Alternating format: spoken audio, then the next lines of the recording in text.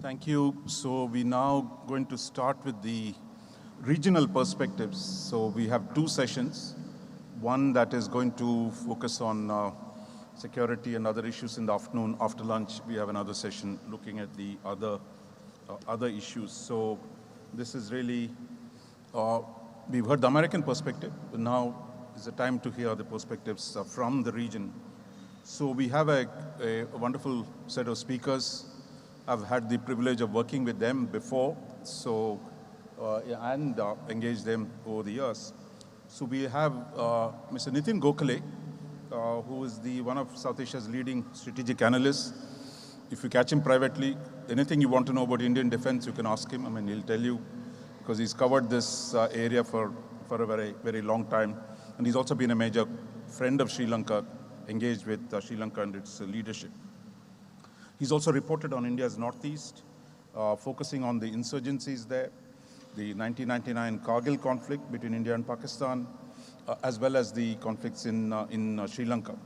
He's also written a number of books on national security affairs, including Securing India, the Modi Way, on the Rashtriya Rifles, the home of the brave, the Siachen saga in 1965, Turning the Tide, how India won the war, Sri Lanka from war to peace, and the hot brew.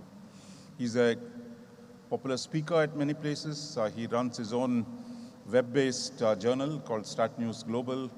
They're continuously debating and putting out stuff on India's defense and security affairs, and also the bharatshakti.in. So it's a wonderful resource for any one of you interested in India's defense and security. I would say follow Mr. Gokhale closely. Then we have Rohan Gunaratna, who's the director of the General Institute of National Security Studies. Rohan and I were colleagues many years ago in the Rajaratnam School of International Studies in Singapore. So we go back a long way, and I think Rohan's name as an expert on violence, counterterrorism is widely known, so he doesn't need an introduction to this audience. But his work, his knowledge of these conflict-related issues in the region are quite legendary. He has a master's degree from University of Notre Dame.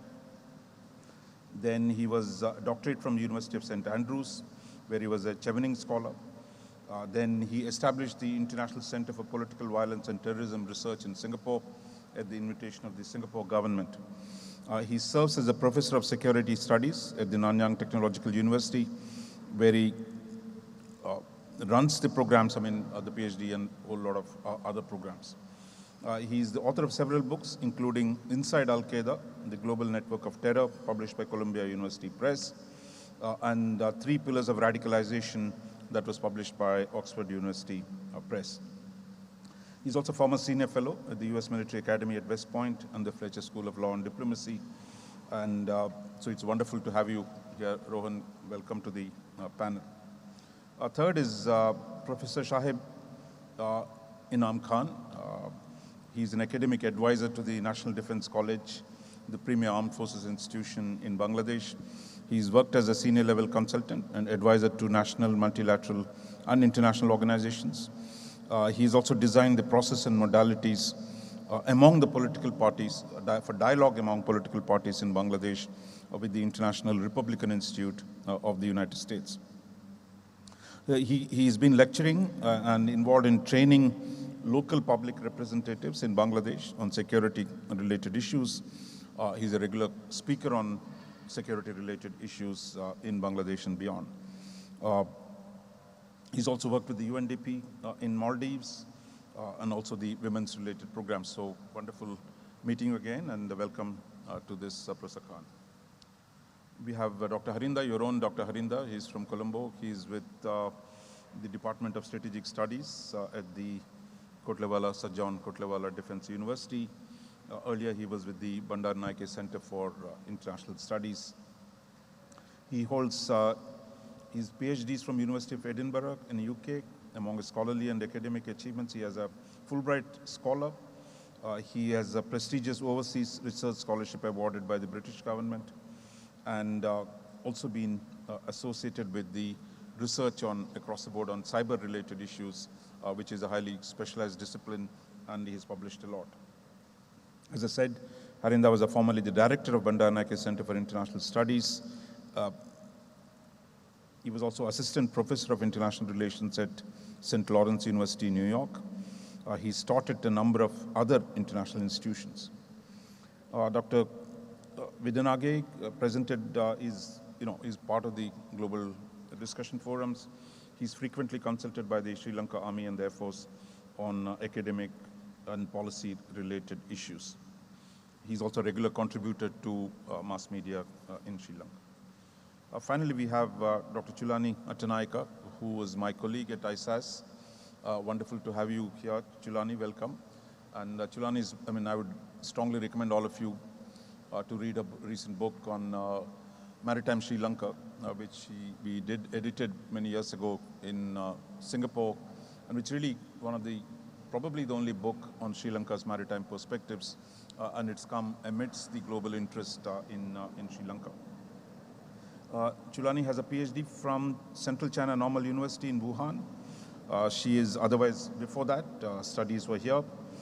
She was Director of Research at the Institute of National Security Studies in Sri Lanka, the national security think tank under the Sri Lanka's Ministry of Defense.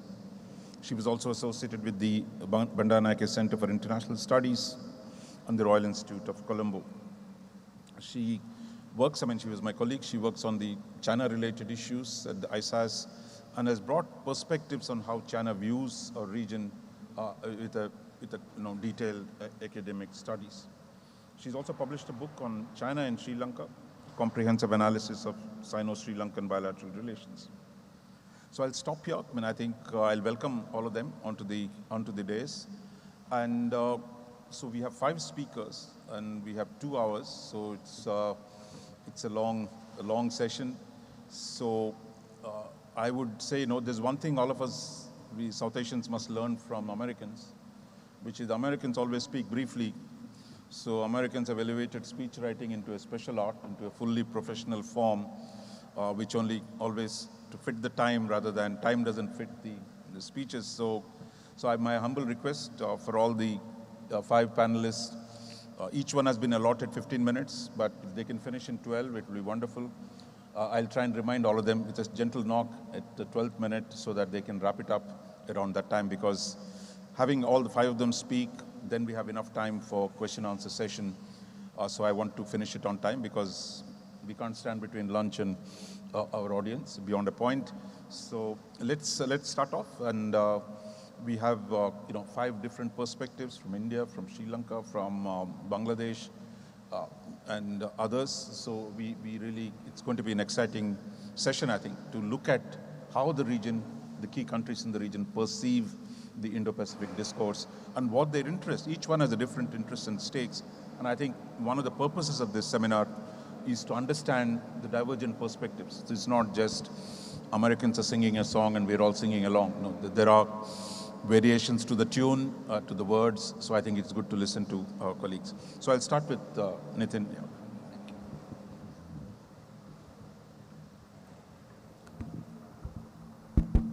Thank you, Raja. Good morning, ladies and gentlemen. First up, let me thank General Peres, my friend Dr. Harinda, for inviting me for this conference. The military institutions are close to my heart because in India and elsewhere, I do go and teach at various institutions like the National Defense College and the Staff College and the War Colleges. So it's nearly being at home, but in Sri Lanka. Sri Lanka, on the other hand, is like my second home. I've been coming here very regularly since 2006, first reporting on the Elam War 4 and then subsequent developments. Many friends made here for lifetime. And the other thing that happens is I'm a little more comfortable here because it's a defense institution. Otherwise, with all these academics, I come under pressure because I do not have the kind of insights and qualifications that they bring to the table. I'm a practicing journalist, and what I can bring to the table is the current thinking in the Indian defense and foreign policy establishment. Maybe, that is again my understanding of that thinking. It may be flawed, but that's what I want to do. and share that perspective with you. So, we speak about Indo-Pacific in the past 10 odd years. We keep talking about how now, instead of Asia-Pacific, it is Indo-Pacific, and how India is central to the entire discourse and the new terminology. But if you look at this trade map in the old days, in the ancient days, India was always at the center of the trade routes. It was a center of commerce and exchange, and of various religions, various communities, ethnic groups, all coming and going from India, from the west to the east. If you look at this old map dating back to the ancient time. So just wanted to say that this is not a new concept, it's just been revived in that sense. But why is it being revived? All of you know it, I'm just recapping it.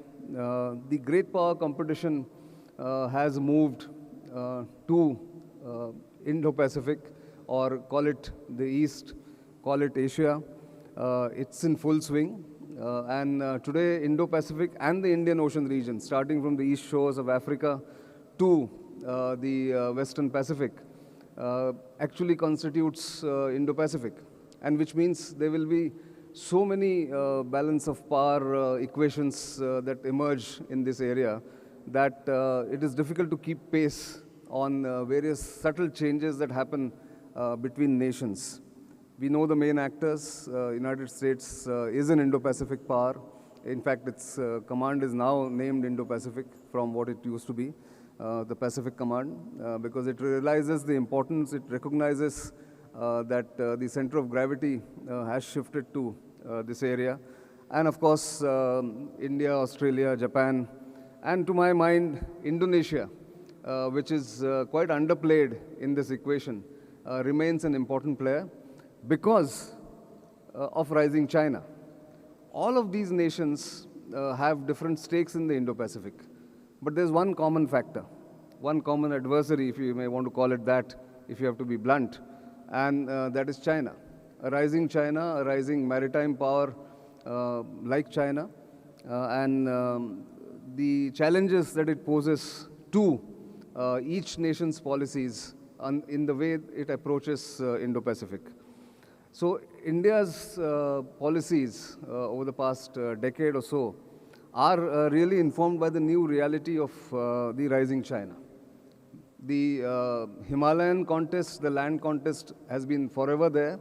But what is new in this equation between India and China is the increasing forays of the Chinese People's Liberation Army Navy, the Chinese Navy, into the Indian Ocean region, and its ability to go much beyond its normal areas of influence or normal areas of operation.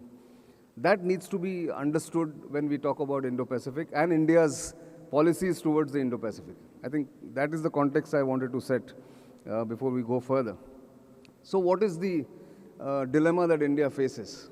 India faces this dilemma whether it should be fully on board about Indo-Pacific as defined by the Americans and as supported fully by Japan and Australia, or should it be there, certainly on board with the Indo-Pacific concept, but concentrate on its own area of influence, and that is Indian Ocean region, its own backyard. While China may want to say that Indian Ocean is not India's ocean, the fact is India's geographical location, its navy, which is quite powerful, among the top 5 in the world, and its interests dictate that India concentrates more on the Indian Ocean rather than dissipate its capabilities by also being a player in the Indo-Pacific in the way or in the degree that the Americans want it. This may be a contrarian view, but I want to state it up front that this is what the military thinking or the strategic thinking in India is, that we cannot allow diffusion of our capabilities, which is limited at the moment, the Indian Navy or Indian Armed Forces, by trying to do or trying to go to the areas where It does not give India as many returns as it should get, commensurate with its capability. But we should concentrate on the Indian Ocean region. While India certainly faces the rising challenge of increasing Chinese footprints in South Asia, China also faces the Malacca dilemma, as all of you here would know, that its energy resources, its energy flow does go through areas which are close to the India's areas of influence, and of course the Malacca choke points, which is a major challenge to China. And therefore, if China is economically expanding in the region, not just in South Asia, but also Southeast Asia, and it's trying to dominate the shipping lanes, there are territorial disputes. It has with Philippines, it has with, there are maritime disputes, but there are territorial disputes nevertheless with Vietnam, with Philippines. It has a land boundary dispute with India. So this is all part of the competition that India and China face. So the China factor has to be taken into consideration when we speak about India's strategy on the Indo-Pacific. The broad vision of India's strategy in Indo-Pacific is available in Prime Minister Modi's Shangri-La speech in 2018, which laid out the broad contours of what India thinks about India-Pacific. But there has been a subtle change since then in the last 4 years because of China's challenge in the Himalayas, because of the Quad coming up, and AUKUS also being formed by the Anglo-Saxons, if you may, in terms of security architecture. So what is India's strategy? In my view, again, personal view, gleamed from talking to different people, discussing it with various experts, I personally feel that India's strategy is to concentrate on the Indian Ocean region, but have partnerships in the rest of the Indo-Pacific. It could be Philippines, it could be Vietnam, it could be going up to Australia and even Japan. But those partnerships are not at the center of India's Indo-Pacific strategy. They are bilateral partnerships. India would like to keep it that way. One of the other manifestations of this approach has been the revival of the trilateral maritime cooperation between Sri Lanka, India, and Maldives, which has now got expanded to include Mauritius, likely to include Seychelles in the future, and so does Bangladesh has already come in as an observer, and Indonesia likely to join in. So that's a multilateral forum in the Indian Ocean, driven by Sri Lanka, supported by India in a large way, which is the correct approach as far as Indian Ocean or Indo-Pacific strategy of India is concerned. A lot of people talk about China's forays into Africa, taking up Djibouti, going further west. India has not done too badly either. Look at the Chabar port in Iran, the Assumption Island in Seychelles, where it's kept under wraps, but there is some work going on there. Agalega in Mauritius. These are the examples of India's growing footprints, and I have not even talked about Duqm in Oman. So there is a growing desire to secure the Indian Ocean as far as Indian strategists are concerned, and for that they need to strengthen the Indian Navy, which has been one of the underplayed aspects of India's defense preparedness, but I think there is a rethink on how the Indian Navy can be strengthened. More than that, India has now started realizing that it should have developed the Andaman-Nicobar chain of islands, which is in Bay of Bengal, but they sit astride the important shipping lanes, which we witness the trade flow and the energy flow. 6 degrees and 10-degree channels are just below the Andaman-Nicobar command, which is now being given more than enough attention by the Indian military planners and by the leadership. And the infrastructure, it has often been described as an unsinkable aircraft carrier, the Andaman-Nicobar. If you've seen, I didn't put in the map here, I should have, but if you look at the location of Andaman-Nicobar Command, the islands, it is an unsinkable aircraft. There would be debate between the Navy and the Air Force about it, whether we need one more aircraft carrier for India or not. But Andaman is really getting an attention. This is photograph from yesterday. Campbell Bay is the southernmost airstrip, military airstrip that India has. And yesterday, just yesterday, in fact, this heavy medium lift transport aircraft landed for the first time at Campbell Bay. It was devastated by the tsunami in 2004. It has been rebuilt, and it shows India's capability to now have facilities starting from the Himalayas down to Campbell Bay, which is near the Indira Point, which is closer to Indonesia than it is closer to Chennai or to Visakhapatnam in India's eastern shores. So that is what India is paying attention to. So what are the steps that India has taken? And this is my probably the last slide. India would want to, of course, keep engaging and be an essential part of the Indo-Pacific, certainly, but it would want to keep the engagements with Quad as a grouping in a non-military environment or non-military verticals. Vaccines, supply chains, resilient supply chains. You just heard the Americans saying vaccines, COVAX is a collective effort. But at the same time, India is adding more complexities to its four-member exercise, Malabar, a maritime exercise between US, which started off between US and India. Then it added Japan to it. And just 2 years ago, it added Australia to that multilateral exercise, which is now becoming more and more complex, with submarines coming in, the aircraft carriers coming in there, and exercising at various locations in the Indo-Pacific, not just limited to Bay of Bengal or Indian Ocean, but going to Western Pacific, even sometimes maybe it'll go closer to South China Sea. That might happen and may be held twice a year, from what I hear.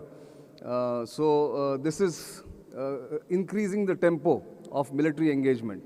India wants to keep the military engagement away from Quad.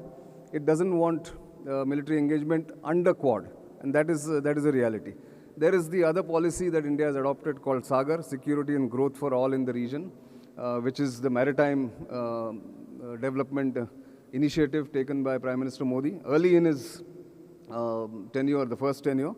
So the basic point here that I'm trying to underline is that India's Indo-Pacific strategy is two-pronged. One, cooperate on climate change with all nations possible in the Indo-Pacific region, blue economy, but also concentrate on the Indian Ocean neighbors, important neighbors, Sri Lanka, Maldives, Seychelles, Mauritius, and of course Indonesia. So that's the two-pronged strategy India has adopted, and I think it's a pragmatic strategy, not overstretching its own capabilities, which are in many ways limited so far, but it might increase going forward. But that's where that strategy lies. I'm going to end here, and I hope, Raja, I've kept my 12 minutes limit that you imposed, but which is a very good thing to do. And I would also like to compliment KDU once again and thank them again for giving me this opportunity. Thank you very much. Thank you, Nitin. I think you set the bar for the rest of the speakers, so I'm not putting pressure on them. So welcome. Rohan, it's your turn.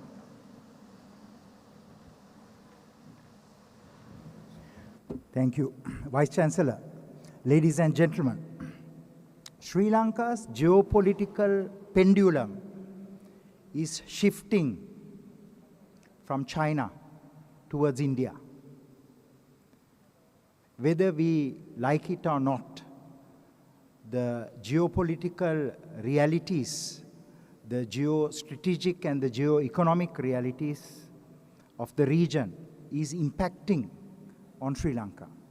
Sri Lanka's strategic location has benefited her, but also it has caused numerous challenges. I want to take you back to history and share with you that Indo-Pacific as a concept was developed by a former Sri Lankan Foreign Service officer, a man called Kanagaratnam Gunasingham. In fact, he created the Indo-Pacific Center in Sri Lanka. It was registered for a period of time, and it has been re-registered in Singapore. Gunasingham was an economist, and he was the economic advisor to President Jayawardena. President Jayawardana's vision was very different from the visions of the other leaders of South Asia.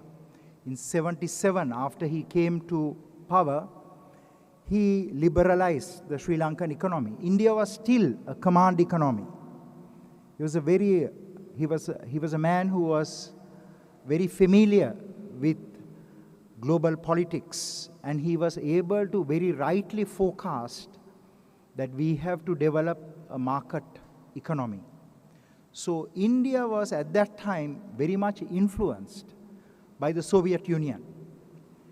And I want to share with you that we had shifted away, Sri Lanka had shifted away from the non-aligned orbit, and we had come very close to the United States. And there was a geopolitical conflict between India and Sri Lanka. It started in 1977. The relationship between President Jayawardena, Mrs. Indira Gandhi, very sharply deteriorated. And we saw that India at that time punished Sri Lanka. Punish Sri Lanka means because after the '62 border war between India and China, India had moved much of its strategic assets, including its nuclear capabilities, from the north to the south. And the Indians realized that there was a heavy build-up in the south of Sri Lanka. US Western build-up. We also created the Israeli interest section here. We had a very good cooperation at that time with China, with Pakistan. Also, we had a Voice of America station. Trincomalee was discussed. The deepening cooperation between Sri Lanka and the West, especially the US, worried India very much. And that is how Mrs. Gandhi authorized the then National Security Advisor of India, R.N. Kao, who was the founder head of RAW, to provide the training for 6 terrorist groups in Sri Lanka, which included the Tamil Tigers. So the first batch of Tamil Tigers was trained in Uttar Pradesh, north of Dehradun, in Chakrata. Second batch in Himachal Pradesh, 8 other batches in Tamil Nadu, including the batch that trained Danu in Tindugal. She was a woman who killed Rajiv Gandhi. So you can see that India punished Sri Lanka at that time because Sri Lanka had shifted away from that non-aligned orbit. And that is a key lesson for Sri Lanka. Whether we like it or not, we should not compromise, or at least create the perception that we are compromising Indian national security interests. At that time, I served as the research assistant to President Jayawardena, and I visited India, and I had a meeting with R.N. Kao, who was the founder head of RAW. And he told me a very interesting story in his house in Vasant Vihar. He said that Sri Lanka was not sensitive to the geopolitical realities of India. And he said that is why India developed such a posture towards Sri Lanka. It can happen again. But fortunately, we have seen more recently that pendulum shifting away from China. But I also want to share with my Indian colleagues here, as I did share yesterday with one of our colleagues who had in his map Hambantota as a Chinese base. There's no base in Hambantota. Our cooperation with the Chinese is economic cooperation. It is not a strategic cooperation. I also want to share with you that the Chinese always work with its partners and potential partners on economic projects.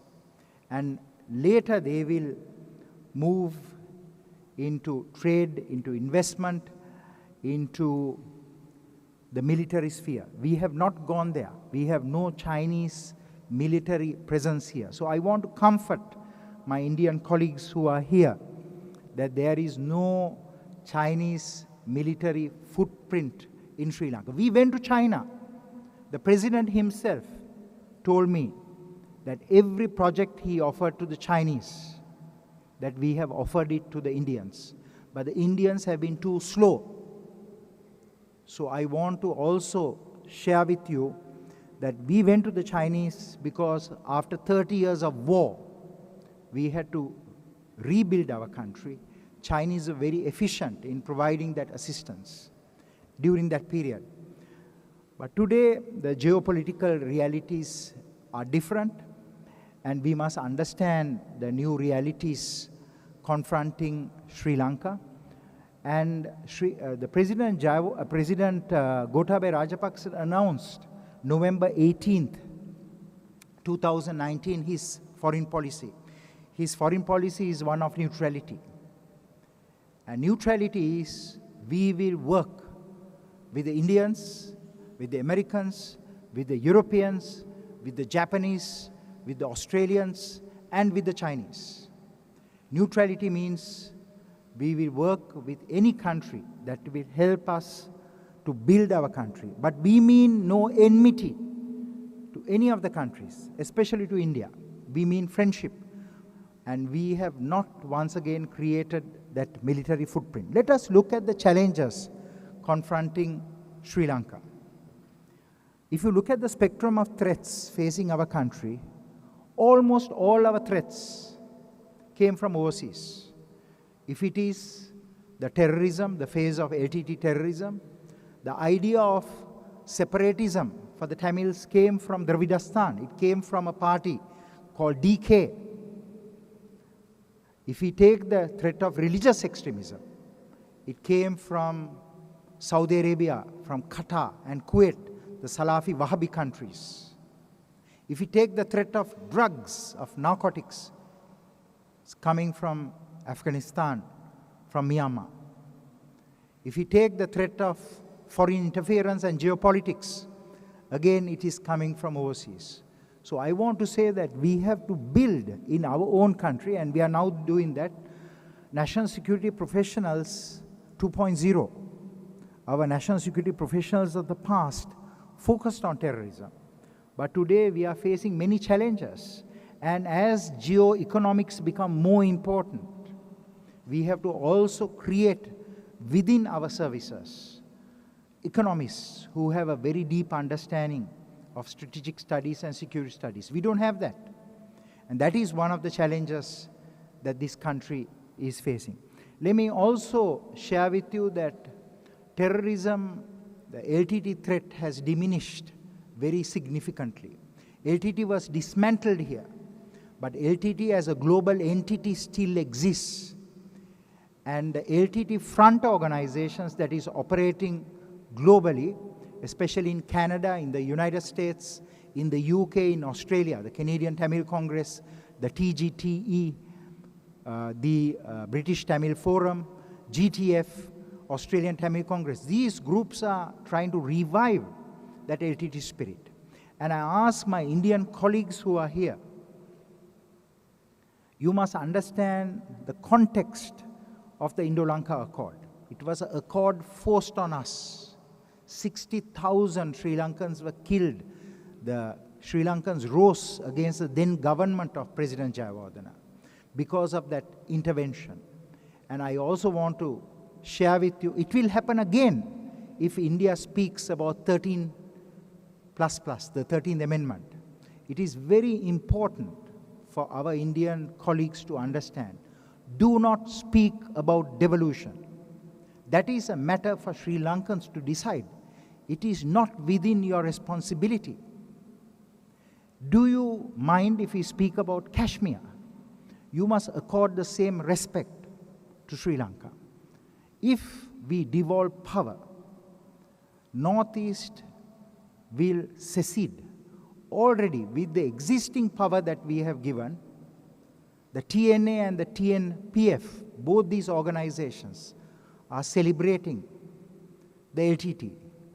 They are celebrating the glory, they are glorifying those LTT members who died. So it is very important, as Sri Lanka works very closely with India, for India to be concerned about Sri Lanka's security concerns. India always says that we must be concerned about India's concerns. But it is very important for the Indians also to be aware of this. So this is one message that I want to give my Indian colleagues. 13th Amendment, not in the hearts of Sri Lankans who fought to dismantle a vicious terrorist group at one point that received the support of India. It is imperative that India does not do that. And if you look at the research of Donald Horowitz, the leading specialists on ethnic groups who surveyed 12,000 ethnic groups, late devolution leads to separatism. We don't want a revival of separatism. With regard to drugs, there's a tremendous opportunity for cooperation with the Americans, with the Europeans, with the Indians. The drug flows from Afghanistan after Taliban came to power on the 15th of August last year has increased 3 times on Iranian dhows, Pakistanis, Iranians. Some Southeast Asians are moving the drugs. Their vessels are on the west of Maldives, south and southeast of Chagos, Diego Garcia. It is imperative for us to work on this. This is one of the principal threats affecting this entire region, including the next generation of Sri Lankans. There is tremendous opportunity for cooperation.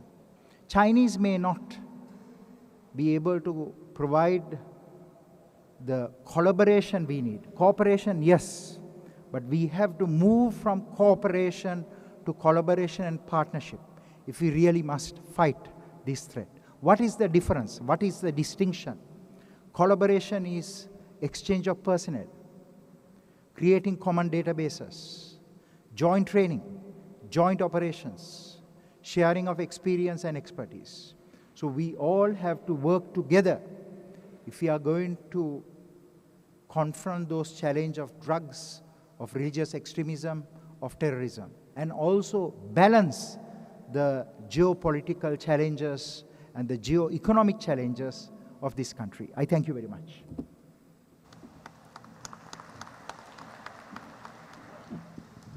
Thank you for that sharp, crisp presentation and the broad trends emerging in Sri Lanka. This really, for many of us, it's a very, very important presentation. Those are not Sri Lankans. Professor Khan, the turn is yours. It's again 12 minutes would be ideal. Thank you very much. It's always a pleasure to be in Colombo. I don't know how many times I visited Colombo, but probably this is 16th to 17th time I'm here. Definitely we are at a crossroad, without any doubt. And this particular conference really highlights the pressing issues that we're facing. And I'll be speaking strictly in terms of Bangladesh at the moment. The very simple reason is we value in the Pacific strategy quite seriously. But unfortunately, there are issues which diverges as well as converges. So we will be looking into that, and then how it actually unfolds within Bangladesh's foreign and defense policies. Now, even if we look at the current state of global economy, which is in the rebound, but on the other hand, unfortunately, we are now seeing quite a difficult situation in the European theater, which has put a lot of pressure on not only on the states in the Europe, but also the countries like Bangladesh, which is essentially emerging as quite a stable economic regional power at the moment. We are in the process of becoming the LDC by 2026. That denotes Bangladesh's interest in involving within the Pacific largely lies with the market rather than any other adventurism. That tells you one interesting fact, that we are at the moment not only seeing our defense industry or perhaps the defense mechanism as any offensive measure, rather it is to ensure that the economy that we are growing remains stable and being protected, because large of our economic policies will be eventually focusing on the Bay of Bengal, which we have demarcated through the multilateralism with Myanmar and India. Now, even if you look at Bangladesh's trade portfolio, we are now seeing huge investment coming in, and we are now at the moment in a multiple project amounting to US $32 billion, which means Indo-Pacific is perhaps one of the critical factors for us when we look into what kind of economic incentives are we going to get once we get ourselves integrated with this particular system.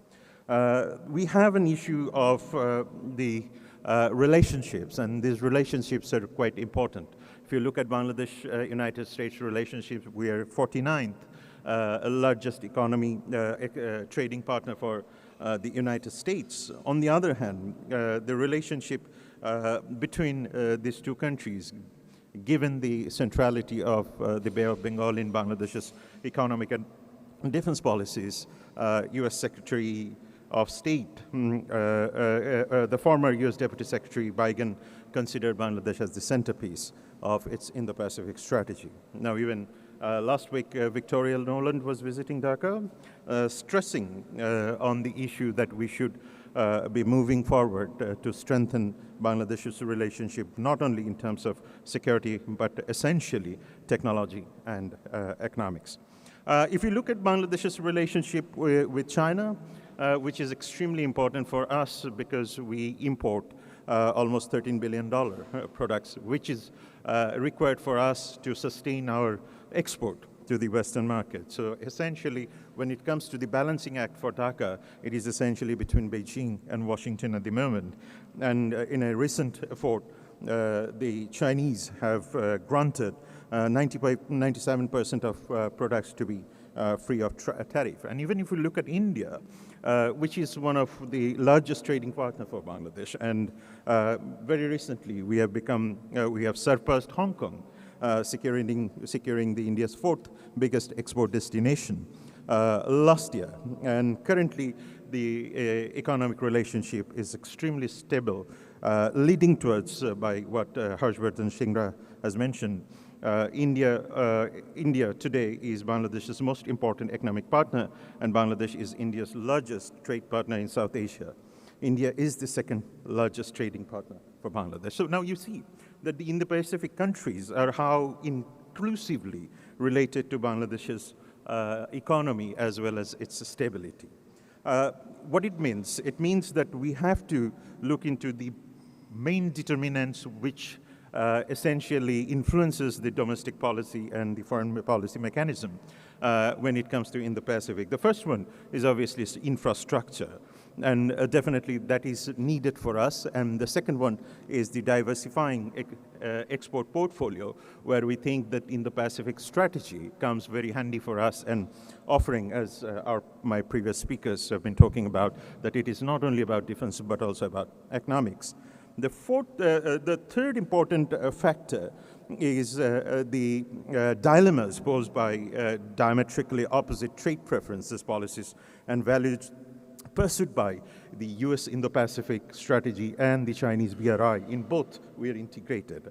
And that essentially puts a lot of pressure on Bangladesh's understanding or perhaps participation in these regional blocs. And that means it brings us to the fourth important issue, which is the strategic autonomy of the Bay of Bengal, and which requires multiple issues starting from regional governance to the national governance, for which we need capacity to be built. And that's exactly where the convergence with the Indo-Pacific strategy comes, bypassing with understanding that the so-called Malacca dilemma that the Chinese have, they have created alternatives to that. So that also is an important factor when we look into Myanmar. At the moment, we are hosting 1.1 million refugees from Myanmar, and then the Chinese factor in the repatriation process also comes in. That means we definitely look into the Bay of Bengal from a very cooperative prism. We have a Coast Guard level cooperation with India, Coast Guard naval cooperation with the United States, and therefore that gives you a confidence that that Dhaka sees Indo-Pacific from a very positive notion. And the fifth determinant is the arc of instability. As one of my colleagues earlier mentioned, is that arc of stability starts from all the way Afghanistan down to Myanmar, and how this stability is going to remain, and how the Americans are going to be involved in this particular stability is essentially a factor that will determine our reliability, what we call the alliance reliability. And that's something we need to discuss in future. Now, this security dilemma that comes up has 4 or 5 major components when we talk about Bangladesh's future engagement too. If you look at the strategic ties between Bangladesh and United States, will largely depend on multilateral solutions to not only the refugee crisis I have talked about, but also the technological solutions for our economy as well as the blue economy.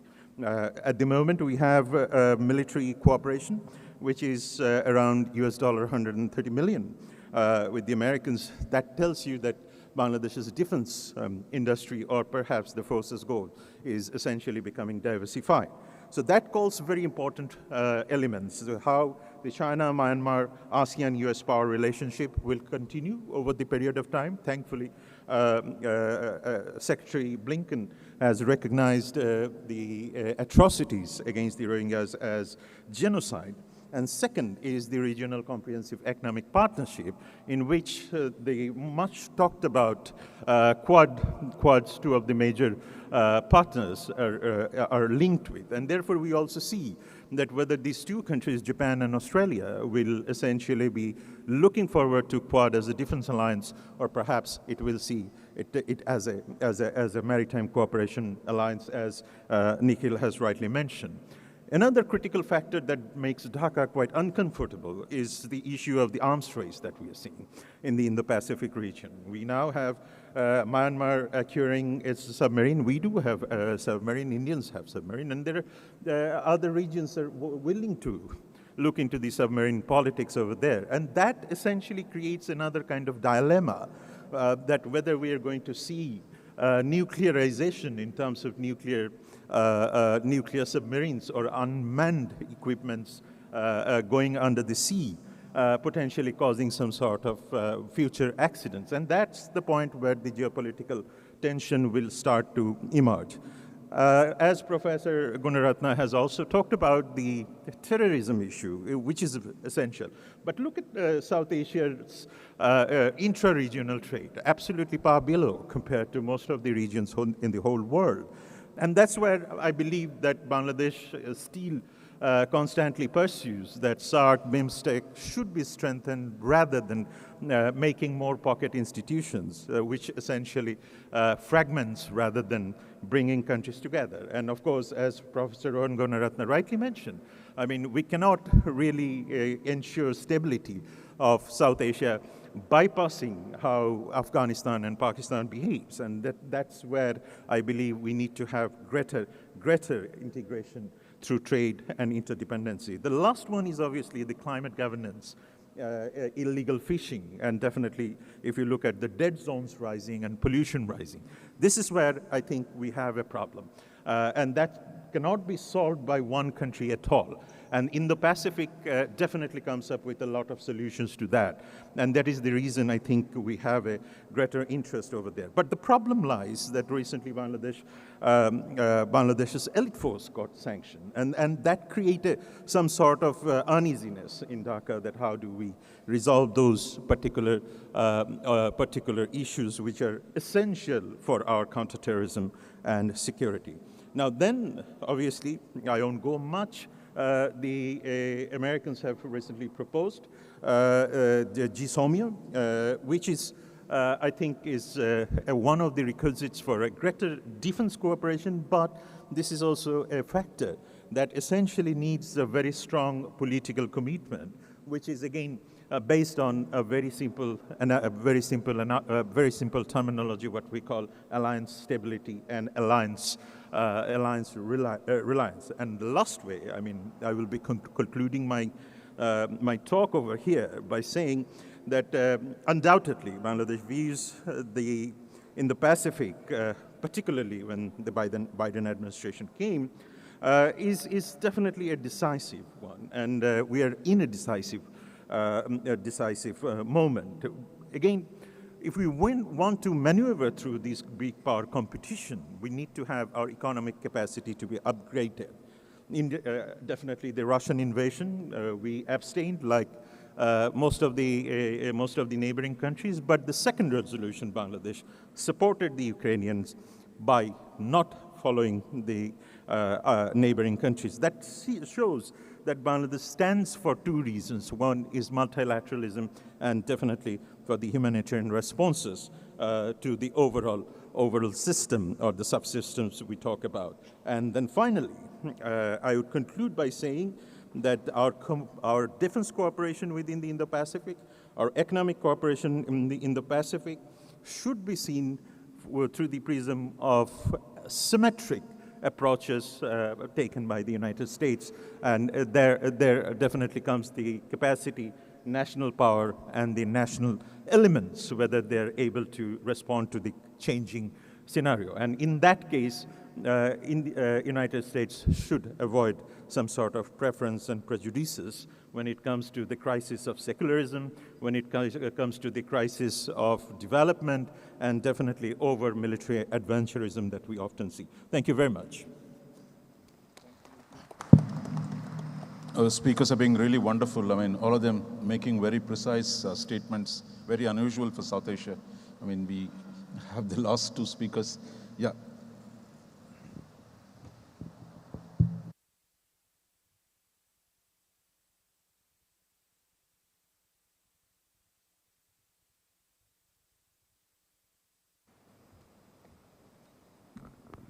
Thank you.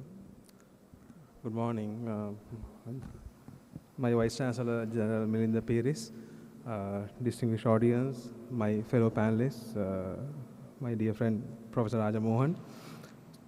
So, my focus for today's presentation would be the small state perspective, because one of the most challenging debates and discourses that as international relations academics as well as researchers from so-called small states. Of course, small state is a very contested term, but I'm coming from a dimension of power, resources, and power disposition.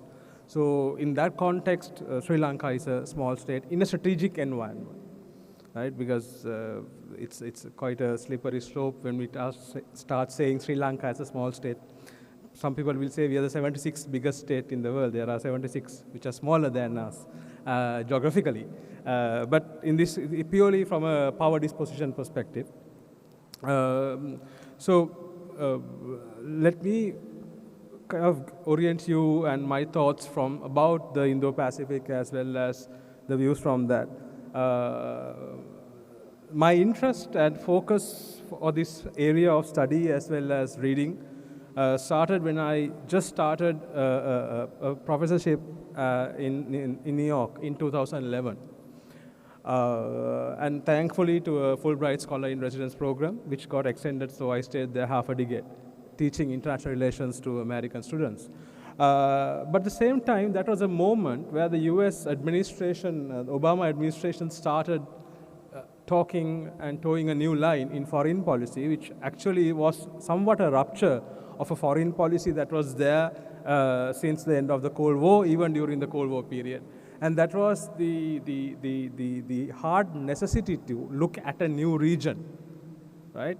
And I very well remember President Obama presenting an idea about the need to shift, rethink, relook, and a word which he earlier used, pivot to Asia. Pivot to Asia he was the precursor to the newly rebranded Indo-Pacific strategy.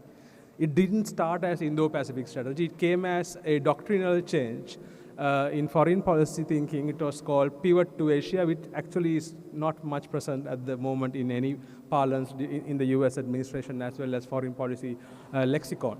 Parallel to that, the most powerful driving force, somewhat academically as well as policy, was the kind of a fiery book which came from Robert Kaplan called Monsoon. And Monsoon became a must-read. Everybody read Monsoon. Everybody read Monsoon, and most Sri Lankan, Indian colleagues, friends, students, even we made students read Monsoon. And there was specifically a chapter on Sri Lanka as well. And where Robert Kaplan kind of started pushing the idea, it was a US-centric idea, that if the US is to lead in the 21st century, if the US is to be it didn't say like that, but the hegemon or the dominant player in the world, it really needed to look at the Asia-Pacific as one single super region. This is the language Kaplan spoke. He didn't speak about Indo-Pacific, as a strategic, but he provided the intellectual, the policy, the underpinnings to Indo-Pacific, which he said we should not look at Indian Ocean and Pacific as two separate systems. We should look at it as one seriously powerful super region, the region that will decide the fate, the destiny of any great power in the 21st century. That was Kaplan's idea, and he then identified how that particular super region was already becoming a contested region for the United States because of a rising new power, which is of course China. That is why so from the beginning of the Indo-Pacific discourse, the China factor was the key othering to create and fuel this concept of Indo-Pacific. So I think the Monsoon, though probably not mentioned much in 2011, 2012, was kind of the book everybody went after. And parallel to that, I just want to throw in 10 years later, another scholar, quite known to Sri Lanka as well, he's Joshua White, who's from Johns Hopkins. He spoke about the Indo-Pacific in a very interesting way, especially, he said especially the Indian Ocean, he identified it as an interstitial location between two other priority operational theaters for the US, the Middle East and the Western Pacific. Both traditionally carried significant strategic defense interests for the United States. So the Indian Ocean actually was the conduit. So if you take these two ideas together, you can understand why the Indo-Pacific policy, the Indo-Pacific strategy is so pivotal for US foreign policy in the 21st century. Right? It's connecting the past with the present, it's connecting us two strategic domains, and it has found a serious vulnerability that the US needs to address if you are going to keep it as one seamless region, as a strategic region. So solidifying and consolidating alliances, partnerships, developing linkages, defense, security, economic, becomes a key priority for the US in this context. Another nuance that some of us probably have forgotten that the Obama administration brought in 2011-12, culminating in 2016, was the TPP, the Trans-Pacific Partnership. So we now, one of the major arguments, as we heard from the panel as well, and previously also in the questions, is the fact that the Indo-Pacific policy seems to lack, that's what Professor Rajamohan also said, lack the economic dimension.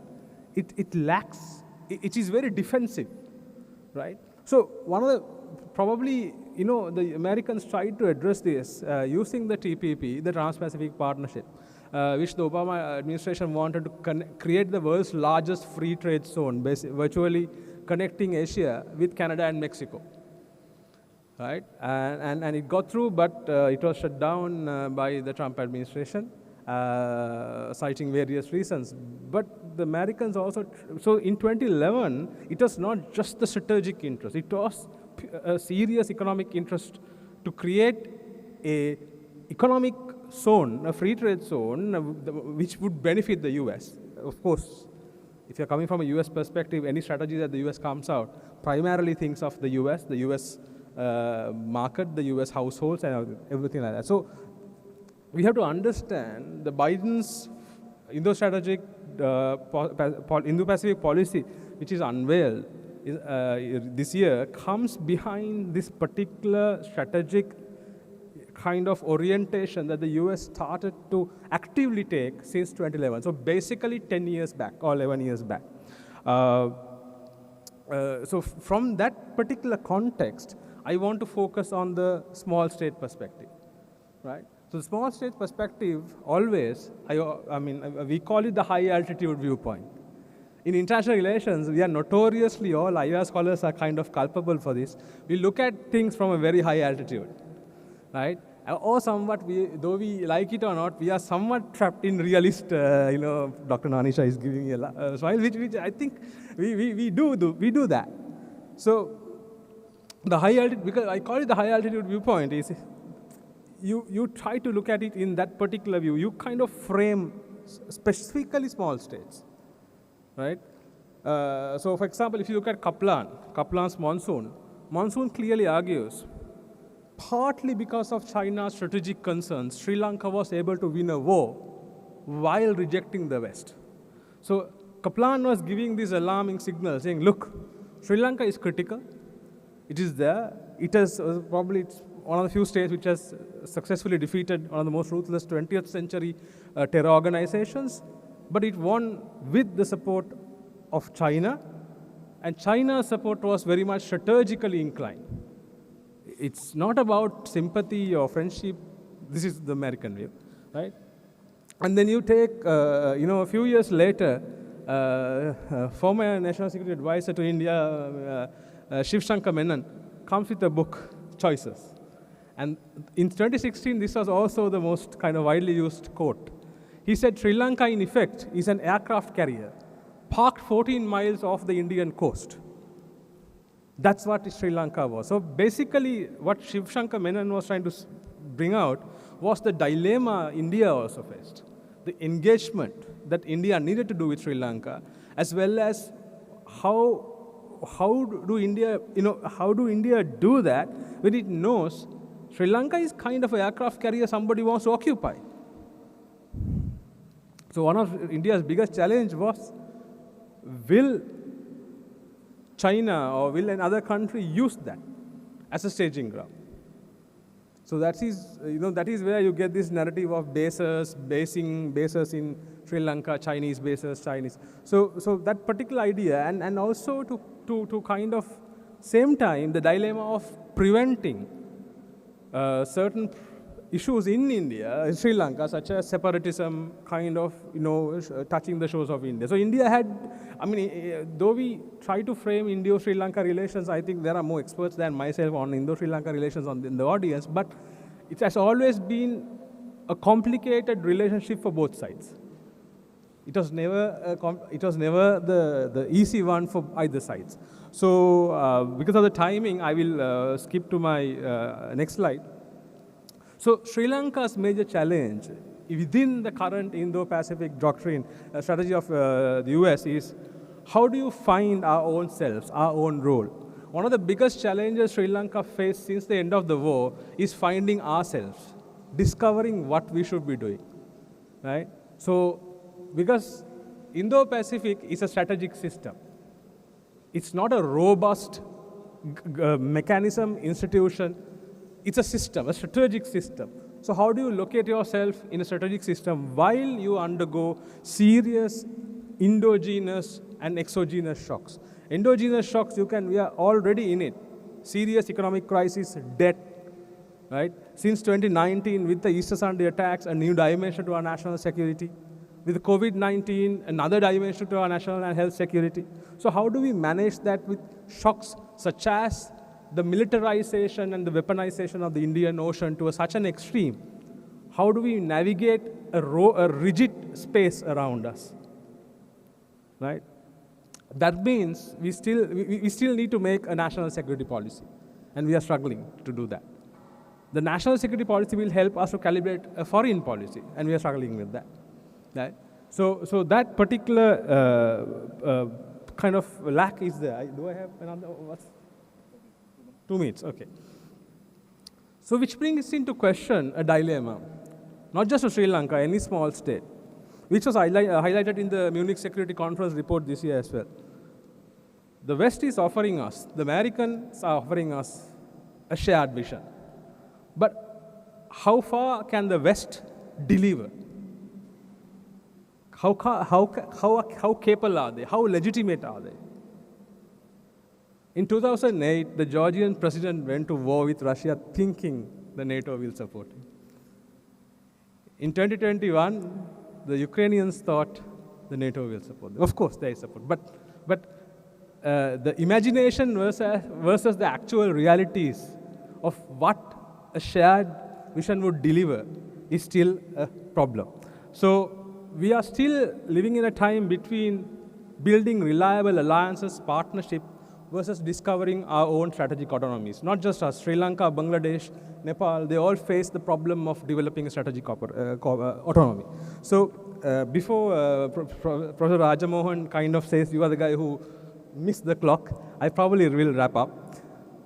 So we are still stuck in a situation, as the classical realists would always say, should the weak suffer what they must, while the most powerful people do what they should. So that's the end. So I'll end with Thucydides. We can take up some for discussion. Thank you so much. Thank you so much, Harinder. Chulani, the last word on the panel for you.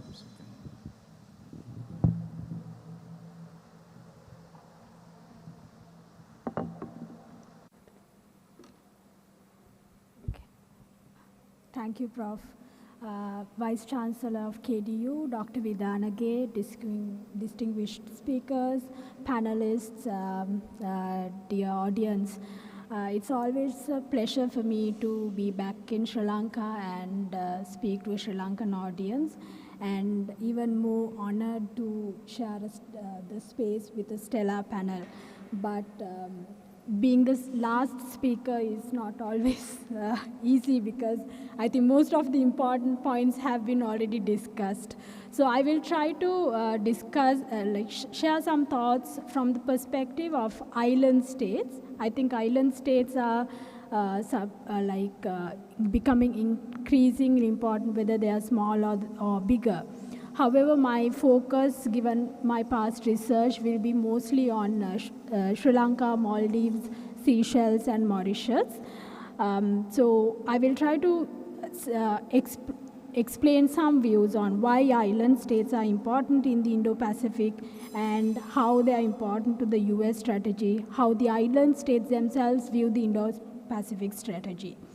The island states are seen as objects that can be shaped and used in various ways to enhance major players' strategic position in terms of defense cooperation, joint military operations, offshore facilities, etc. Now, we have seen Hambantota Port coming over and over again in strategic discussions today and in any panel on South Asia and the Indo-Pacific, partly because of this very reason. Recently, Kurt Campbell, the U.S. National Security Council coordinator for the Indo-Pacific, identified the Pacific Islands as the theater where Washington is most likely to see a strategic surprise from China, and reflecting that they are concerned of the possibility of China seeking to acquire military facilities in the Pacific and limiting U.S. influence in the region. Now, while the US is concerned of growing Chinese influence in island states in the Indian Ocean and Pacific Oceans, its attention to small island states is relatively new, relatively minimal. Why I say this is particularly because there was multiple references to the latest strategic report, the US Indo-Pacific strategy, but when you're looking at it closely, there is some mentioning about the Pacific Islands and their importance and about working together, but there was no any mention to island states like Sri Lanka, Maldives, Mauritius, and Seychelles.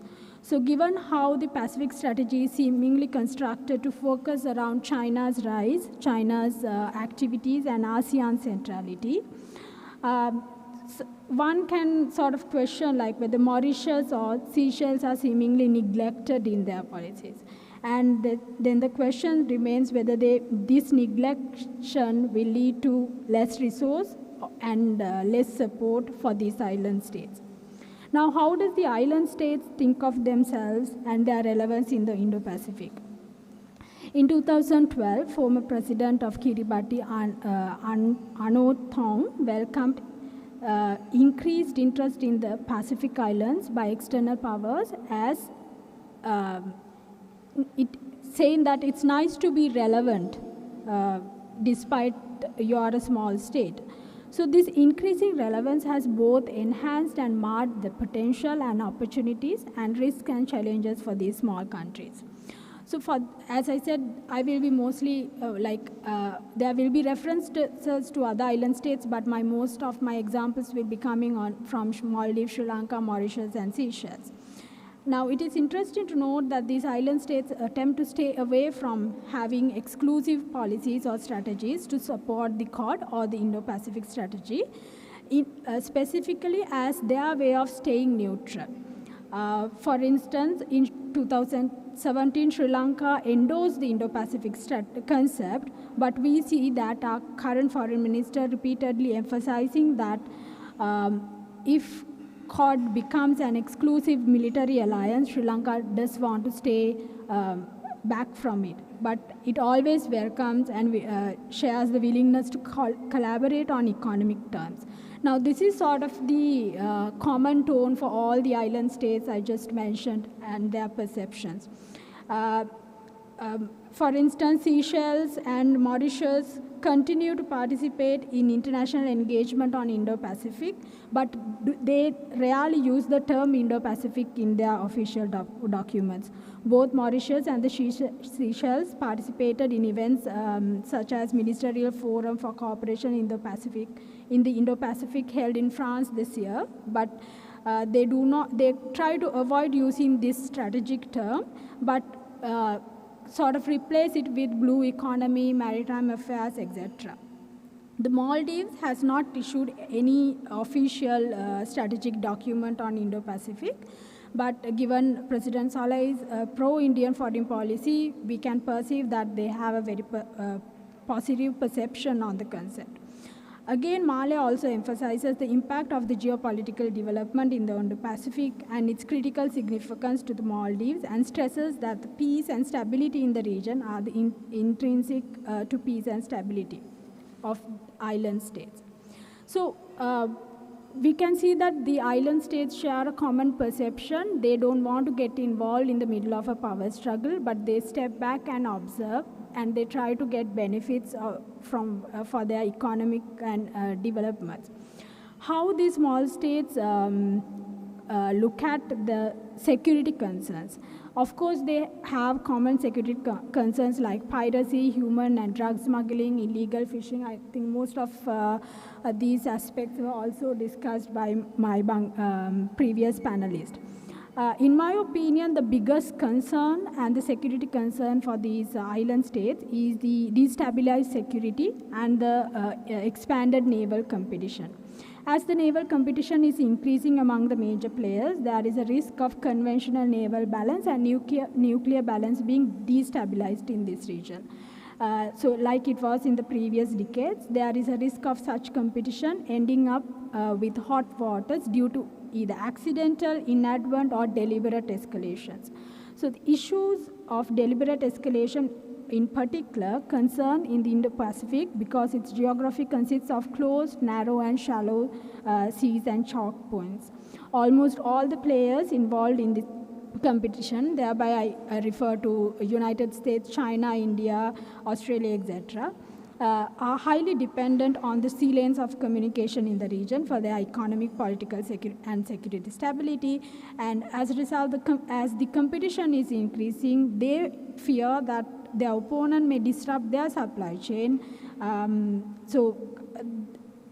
China raises concerns with regard to Malacca Strait. The US, Japan, and other players raise concerns over China's activity in South China Sea. So in response to growing competition, the major players are increasing their naval capabilities, which has resulted in increasing nuclearization, military presence, and military buildup. There is also a risk of these major players not abiding to rule of law and norms of behavior in the high and territorial sea. We already see this in South China Sea. In South China Sea in particular, China's actions clearly show that the small states have limited capabilities, capacities to counter and respond to such maritime encroachments. Now, even though other major powers can and do respond to such issues of freedom of navigation, such operations too may encroach upon the exclusive economic zones of the small states without their willingness, and maritime policies of small states can be jeopardized. These raise concerns over the small island states, and their concerns are not limited to increasing geopolitical tension in the region. Most importantly, the naval competition overshadows some of the legitimate issues small states experience, such as illegal fishing, disaster management, climate issues. I think the second major concern is obviously the geopolitical tension. Small island states do not want to be the part of emerging geopolitical tension, and they view that engagement with all players are of important in realizing the security and economic interest. Recently, discussing the geopolitical tension between China and the United States, Foreign Secretary Dr. Jayannath Columbage stated that Sri Lanka do not want to be a part of this tension, and we don't want to see a single power becoming hegemonic power in the Indian Ocean either, and that we prefer to remain neutral in the game. Similarly, Maldivian Foreign Minister Khalil also noted similar thoughts. Indian Ocean may become a key theater for strategic competition between the major rivals, but Mali hope that Indian Ocean will not witness a security dilemma in which activities by larger outside powers to enhance their own security interests create insecurity for the others in the region. So small island states have gained and benefited from the strategic competition, it's true, but the increasing rivalry raised concern over them being pushed to make a choice, which they do not want to do that at the moment. So at the moment, how small states are responding? Their response varies depending on the national interest and threats. For instance, in countries like Philippines follow an alliance policy. In order to respond to the threat coming from China, it has built strong military partnership and alliance with the United States. However, the island states that I have focused on, Sri Lanka, Maldives, Seychelles, and Mauritius, they prefer to use a strategic hedging policy. Sri Lanka, for instance, I think it was already informed that used resources and projects share projects with India and China in order to stay in the game. And so ideally what small states can do at this moment, so the ideal way, as they say, is that to stay neutral and follow a strategic hedging policy. But the question remains to until when that they can do that. As long as the status quo of the competition remain as it is, as long as the contests do not escalate into a major conflict, the small island states can continue to hedge between one player over the other to realize their interest. However, in a hypothetical situation where the small island states are forced to choose a side, or one player perceives a small island state to be a major threat to their security, in such instances, that island state's security will be in jeopardy. Some thoughts on what, given the time, I think I will just say one point. Perhaps for the perspective from the U.S. perspective, for the U.S. to look at how to respond to the concerns of island states, maybe as of now what we see is a blanket policy where U.S. look at all the regions in a similar situation. But when we look at Pacific, South China Sea, and the Indian Ocean, the situation is very different and their concerns are different. Perhaps a deeper understanding about the nuances of these three regions will provide United States to respond to such security concerns better. Thank you. Thank you, Chilani. In most of these gatherings of Asians, it's often said the East Asians don't talk, the South Asians don't stop. So, but today, our panelists, I think, have set a remarkable example. We finished 2 minutes before the panelists' time. It's a really wonderful job. I think all of you, short, crisp statements, I think, and touched on a number of points. So already hands are going up. But before I go to the floor, I think we have a substantive time for this session to talk till about 1 o'clock. So what I would do, I just wanted to, one theme that emerged in the conversation, I mean, something which Rohan put it so sharply, which is the pendulum shift to the US. It is possible to argue, though the Americans, if you read American discourse, you think America is collapsing. I mean, you don't think America has any victories. But in terms of what we've heard from our speakers, that there is today, actively engaging US is opening up opportunities for everyone. A US that does not show up does not get many opportunities. A US that engages is seen getting a lot more possibilities for the region. Nitin, you talked about Malabar going doubling down on Malabar. Rohan talked about, pendulum shift where the US, I think historic parallel, right, in the post-independent Sri Lanka, as well as in the 70s, the idea was to get closer to the West, as opposed to what happened later. Bangladesh, can you mention this, Limawa agreement? We took 15 years to negotiate. I don't know how long you'll take, but you could tell us probably where we are on that process, because we saw it is not the Biden actually. Trump people saw centrality of Bangladesh, while, the Biden initial sanctions, etc., but they seem to be coming back to a more engagement policy. So my question to Harinda as well, I mean, that the choices in terms of an actively engaged US has opened opportunities for Sri Lanka as well, for small island states. Maldives last year signed a defense cooperation agreement with the US. That again is new, which is quite surprising. And most recently, Nepal has signed the Millennium Challenge Corporation loan of 500 million. Of course, Sri Lanka had turned it down earlier. So I think you see the parallel process unfolding in all the region. So maybe all of you can quickly comment on that. I mean, let's start with Nitin, and we'll just go down. Yeah, so when I said that the Indian approach is towards Malabar or even bilateral exercises, I think the India-Australia military cooperation is increasing. But Malabar is the only multilateral military exercise that happens in this region, which includes India. And therefore, India's approach is that while we'll continue to do that, but we'll also have bilateral cooperation. And I think US does provide that opportunity. It's not that it doesn't provide. But India also has other, not disputes, but other interests with other countries. I mean, look at how Russia will look at Indo-Pacific, or how China looks at Indo-Pacific. So India has to then have its own policy towards Indo-Pacific and not dictated fully by the US is what I actually wanted to convey. And they're not really dictating. I mean, in a sense, there is. Yeah. US is not a superpower. It is a hyperpower. US is 20 years ahead of the rest of the world, 10 years ahead of Europe.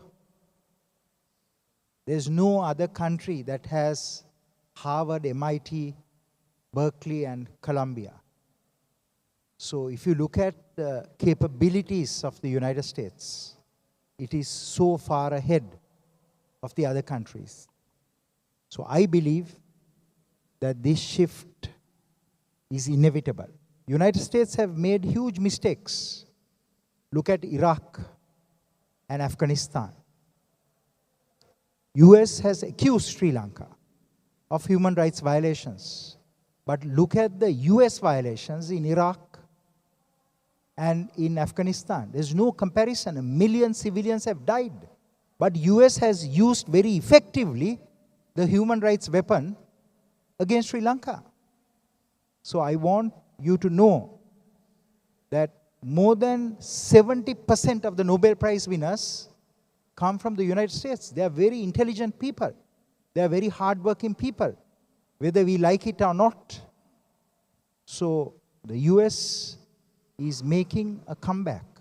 China is an economic power. You can't match US military capabilities with the Chinese military capabilities. Thanks. We'll briefly, then we'll go to the floor. Right.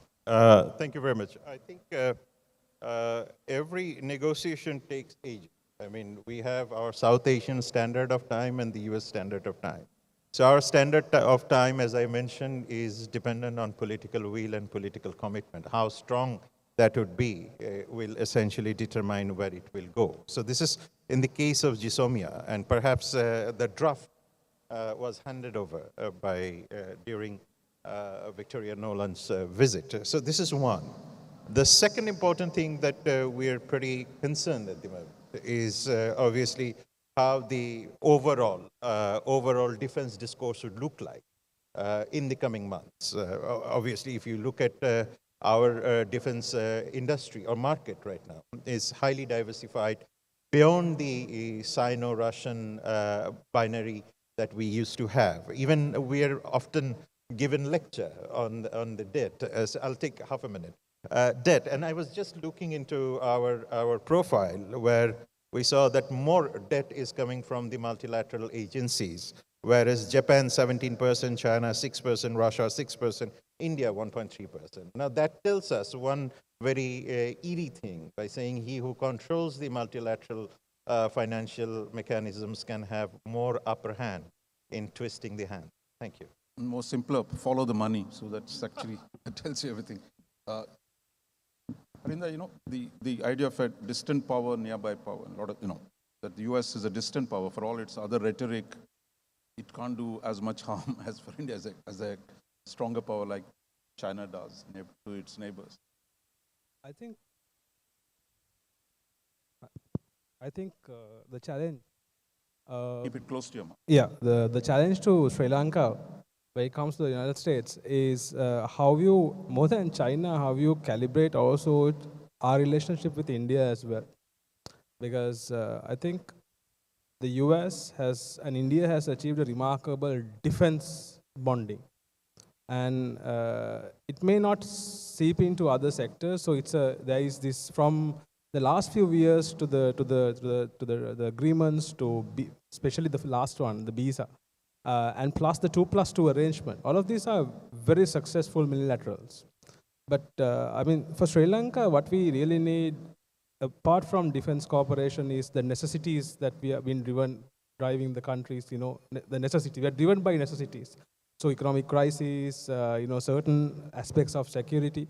So I think the challenges Sri Lanka face is how do you manage that vis-a-vis a larger strategy that encompasses the region. So I think that is why both India and Sri Lanka and US should kind of give us some breathing space, because that is very required for small states. So Chulani, is the India-US cooperation, I mean, does it seen as beneficial to the region? Or? I think definitely yes, because I have been saying this in Singapore and elsewhere as well. In terms of the recent years, how India and the United States view on Sri Lanka changed because of the way China entered into the country. With that, a lot of strategies from both India and US have changed. So if you look at Prime Minister Modi's visit in 2015, that was after almost 2 decades, even though we are like next door neighbor. But that was because China was engaging more. Similarly, we saw that Sri Lanka got invitation to be part of RIMPAC exercise of United States because of China. So I think Sri Lanka so far has, in my opinion, have played a very good role, played well in terms of hedging, and I hope that it will continue to learn it from Southeast Asia even more and continue to do the same, because that's what a small country should need. Yeah, that's what they say. Americans say 90% of success is showing up. So Americans are showing up, I think, a lot more. So that's probably a gain. So we have already some hands going up. So I'll come to the back. Professor Kirula, you had a point, and then I got 2 others at the back. Yeah. Briefly, so that we can take some other questions.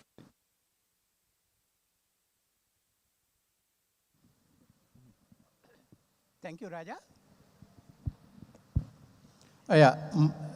My question, I have 2 questions, if you permit me to raise that. First question to Mr. Gokhale. Your presentation is very interesting. but when you present pre-modern Indian Ocean trade, you presented a map. And in that map, you ignored Sri Lanka. Sri Lanka is very important center, not India, during that time. Because your trade routes just go up here and there.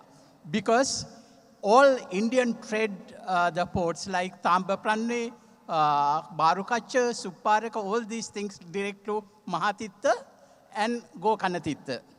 And the scholars like Tucson, Chowdhury highlighted that factor. Second, at the same time, you highlighted Indian policy, pre-modern Indian policy. Palas, Mauryas did not have Indian Ocean policy, only maritime power in the Indian, the scene was Cholas, South India. Then, So I think we'll make it a yes. brief. Yeah. Therefore, I think it is misleading. The second question is to Professor Rohan Gunaratne. Professor Rohan Gunaratne's title is also misleading.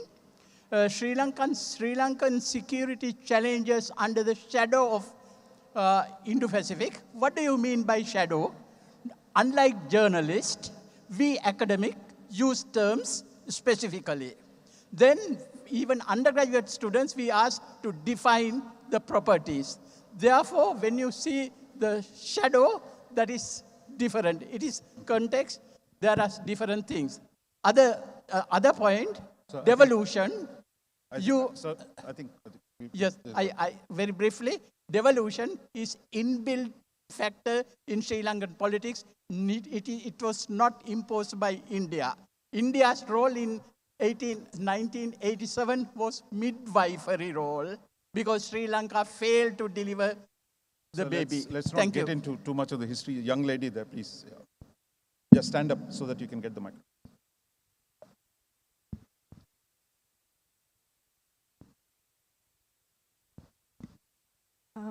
Okay, I'll try to make my question as quick as possible. So, I've seen that the central. Introduce yourself. Okay, I've seen that the I central said focus of this discussion. Introduce Oh, yourself. I'm sorry. I'm Hasini Leelwala, and I'm a voluntary intern for the International Institute of National Security Studies. And so I've seen that the central focus of the discussion has been about dilemmas, security dilemmas, territorial disputes that Professor Gokhale talked about. And Dr. Vidanage also talked about how hegemonic political goals are coming to the context. And Mrs. Sathanayake was talking about how countries are mostly focusing about being neutral.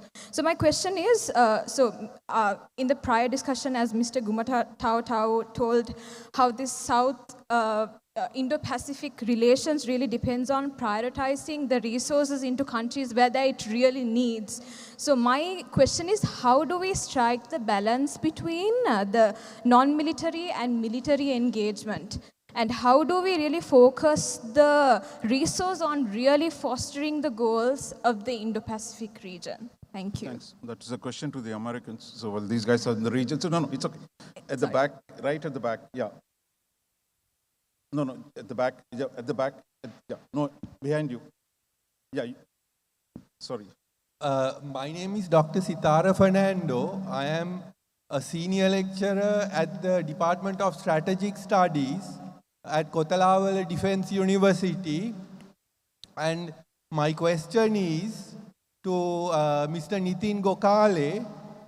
Now, there is a good case for saying that India should become a dominant power, or if not the dominant power, in the Indian Ocean region by its population and the military, the army it can support, and the independent self-sustaining economy that it can support with the domestic consumer base it has. India can become a very, very powerful country, right? So there is a good case for saying that India should become, just like the US is the dominant power in the world, that India can become the dominant power in the Indian Ocean region, right? So there is a good case for saying that But my question is, if India is going to do that, India has to properly modernize and develop. If India is going to do that, if India is going to do that, India has to properly modernize and develop. So what are your views on Indian modernization and development? Thank you. So, yeah, please. Yeah, I have three. I'm Captain Janaka Samarnagar from National Defense College. Don't ask for 3 questions. I mean, I think if you make it sharp, so that don't give a long commentary. Yeah, if you pose them quickly, the 3 questions, that'll be. Yeah. As Mr. Nitin Gokhale said, India's engagement of Quad is on vaccination, then technological sharing of technology and climate change, those kind of things. But as the primary objective of the Quad is to have a free, open and inclusive Indo-Pacific, and also the term Quad, the Quadrilateral Security Dialogue, implies the security aspect of its engagement. Yeah, okay. So in this context, so what is the existence of India in the Quad in the future? Okay, thank you. So I think we have a number of questions. So Nitin, you want to start? I think to your two observations, I was speaking from an Indian perspective, not from the ancient Indian perspective, the current Indian perspective. What I did not want to elaborate on because of lack of time is the trade routes and otherwise. This map I showed because that is the map that was available. So I take your point that Sri Lanka was a trading hub or an important trading hub, but it doesn't mean that India wasn't an important maritime power either. So let's not get there. I was only putting the context that Indo-Pacific is not something, it's a new concept. Rohan talked about it being termed by or coined by somebody in Sri Lanka in 1970s. But I'm saying Indo-Pacific or the Indian Ocean region was always the center. The concept was always there. That was the purpose of that slide particularly. And the other thing that you mentioned about, no, I think that was the only point to me as far as you are concerned. On the development and modernization of the Indian nation or Indian military, it's a given. Without that, if India does not develop economically at 10% of GDP or 8% of GDP over the next 10 years, then Indian power has no meaning. It has to be there. It's a given. We assume that it will happen. India is on the cusp of becoming a 5 trillion economy by maybe 2026, 27, and then another 5 or 10 years later, it will become a 10 trillion economy. So that's a given, and it will happen. There's nobody going to stop that. And then consequences will follow. As far as the Quad and the military aspects of Quad are concerned, Captain, the distinction that I was trying to make was that because of India's relationship with China, a difficult relationship with China, India does not want to upfront give an impression that Quad is a military alliance. You might think Quad is a military alliance. It is not, in my view. Again, you can dispute that. AUKUS is a pure military alliance, while Quad is not. And that's the contention that I have. It has multiple other verticals, security being only one, I mean traditional military security only being one of the smallest components of it. There are non-traditional security aspects on which they collaborate, the Quad countries, but India is being very careful about not giving an impression of Quad being a military alliance for its own reasons of geopolitical contestation with China. Yeah. Rohan, you don't have to get too much into The this. title that was given, that is not my title. It is a title that I was given. But the way you asked, we were so afraid that you'll pull out your gun and shoot both of us. You're very passionate. Thank you. No, I think there was no other question. I mean, I think I just wanted to add, look, don't take things literally, Look, I mean, if you see now, last few times, they don't use the word security. They say quadrilateral forum. Now, if you look at the recent history, which Harinder talked about, the Trump administration's focus was more on security. The moment the Biden administration came, they said, look, let's shift the focus to vaccines, COVID, resilience. And resilience is still part of the Indo-Pacific. It's not trade. security, connectivity, all these are there. But the focus of the Quad, formal focus of the Quad, has shifted to the other issues, which give them better opportunity to reach out to the other countries. If Quad comes to Sri Lanka and says, look, we are a great alliance, all but names, so please support us, nobody's going to support. So I think it's a recognition that wider agenda would give you wider friends. And that's the reason. While military cooperation, as Nitin pointed out very effectively, goes bilateral. I mean, if you want to know what India is doing with the US, look at the bilateral. Exercises and the, and similarly what India does with Australia. So it's not that security cooperation is not on the agenda, but the format under which it takes place is bilateral. And the larger Quad has moved to an agenda that has got more acceptability. In that sense, it is true. In terms of the young lady, your question on what are the priorities for the look, it's always a problem for governments. What do you put, where do you put your money? You only have this much money. Now, how much do you put for defense? How much do you put for development? That's a fundamental bread and guns and butter is an old problem. And within the guns, Nitin will tell you, the Air Force and Army will say, look, I need more. So these are choices are constantly made. So I think the US does give some aid, but if you compare to the Chinese today, the US doesn't put money, they can't mobilize government money to do infrastructure. That's why the Belt and Road can bring in direct government money. Well, in the American case, they're saying we'll bring in multilateral institutions, we can bring in our private sector to do things, but the government can't promise, I'll bring this $100 billion. Japan can, and that's what Japan's Partnership for Quality Infrastructure, we saw 140 billion they put. Now the European Union, the older style organization, they're saying, we're going to put 300 billion euros for infrastructure development. Not all of it for Indo-Pacific, but in other places. So I think that's where I think the idea of burden sharing, that America doesn't have to do everything. If Japan does infrastructure development, Australia does more in in Sri Lanka. Americans don't have to be the only ones doing everything everywhere. So I think that's where collaboration, the idea of integrated deterrence you heard from the Admiral, is pool your resources, do things together so that the effectiveness is more. So we have a time for a second round of questions, probably even more. Is anybody this side? Nobody asked any? Yeah. Yes, sir.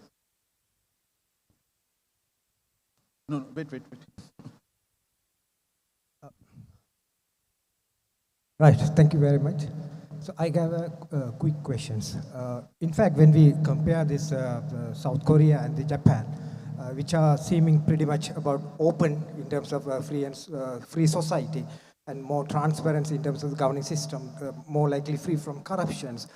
But on the other hand, when we look about South Asia, it could be other way around. So when it comes to Indo-Pacific and the partnership with the US, and what would be the challenges definitely the US would face in terms of managing this, in terms of the norms of the human rights and good governance, the rule of law and free society, that I feel quite pessimistic. So I just want to hear any of your panel, some sort of optimistic view or way forward. Thank you.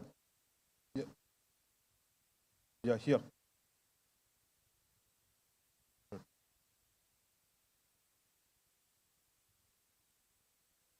Yeah. Thank you. My question is to Professor Rohan. Before you ask the question, can you tell us about MCC? I mean, is Nepal's position on I think I'll make it during my presentation. Okay. So I'll be very brief. Like, Rohan, you said that China is an economic might. If that is true, then what does IPS offer to Sri Lanka and other countries? Second is that through IPS, US also want to work in South Asia through India.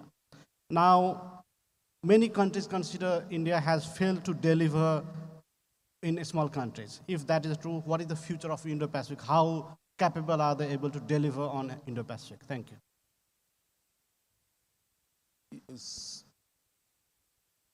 There are two questions. So, is anybody else? Yeah, sorry, one second, Rohan. I'll take another. So, my name is M.R. Fernando. I'm a cadet from KDU, and I'm currently reading my degree on strategic studies and international relations for the first year. So, slight mishaps of my words. I don't oppose any governments. So, So my question is, there are some tensions between India and China as of now, and some agreements with Sri Lanka and China, and some controversial agreements as well. So my question goes, how do you say no to a powerful country such as China without risking to the agreements that may tarnish our sovereignty, without risking the steady flow of trade and commerce and the help that the great country of China affords us?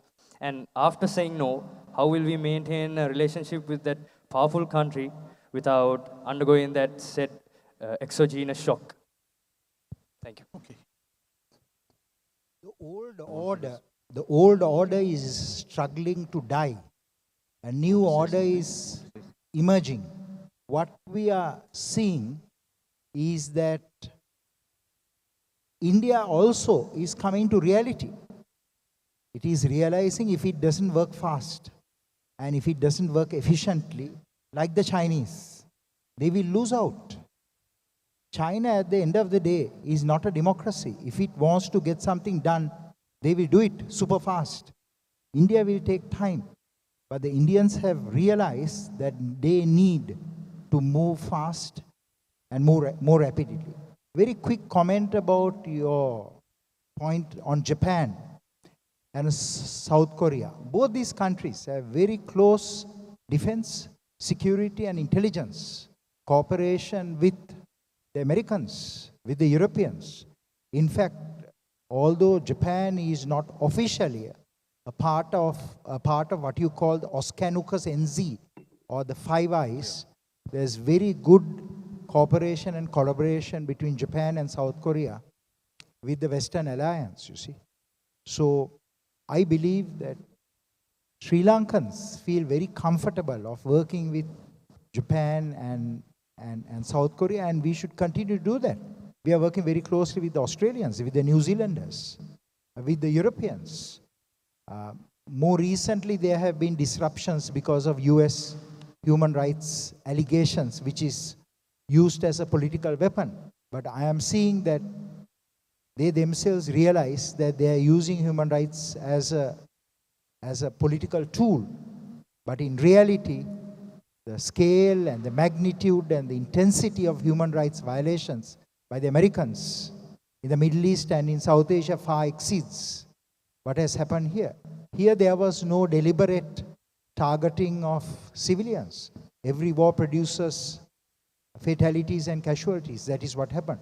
But I think that today is a new beginning. We have to understand that there is a new order that is emerging, and we all have to work together, work fast, so that all countries can stabilize and prosper. If we don't do that, what is happening in Sri Lanka will happen elsewhere too. This is the reality. Thank you. If any one of you want to come in, anything? Look, I think whether you can say no, look, China is not the emperor of the world. US is not the emperor of the world, that you can't say no. The question is, there are 100 ways of saying no. That's what we pay the diplomats such good salaries, to say, how do you say no without seemingly offending the guy who's wanting to give you money or wants something from you. There are 100 ways in which you deal with that question. Even if you don't say no, you don't have to say yes, right? So a lot of times, US wants India's vote in the General Assembly or Security Council. India doesn't say no, it says explanation of vote. They do all kinds of twists and turns, they explain what they're doing. Yeah. I mean, so it is not that, look, that is what the meaning of sovereignty is, that you make judgments on your interests, but that means you have to calculate. Saying no to a powerful guy might have some costs.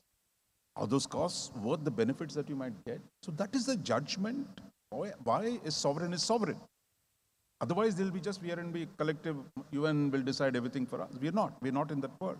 We're in a world of multiple sovereigns in which you choose to cooperate on the terms you prefer. If you say, look, I don't want to cooperate, nobody can force you. So I think that is the most important thing. And within that, the question is, if the US comes with a strategy, what are the opportunities does it open up? How do I take advantage of that? Now, as they say, if you're more sellers in the market, the price becomes cheaper. That is, if there is BRI and the Indo-Pacific and the PQI and global gateway of the EU, you can negotiate with 4 guys.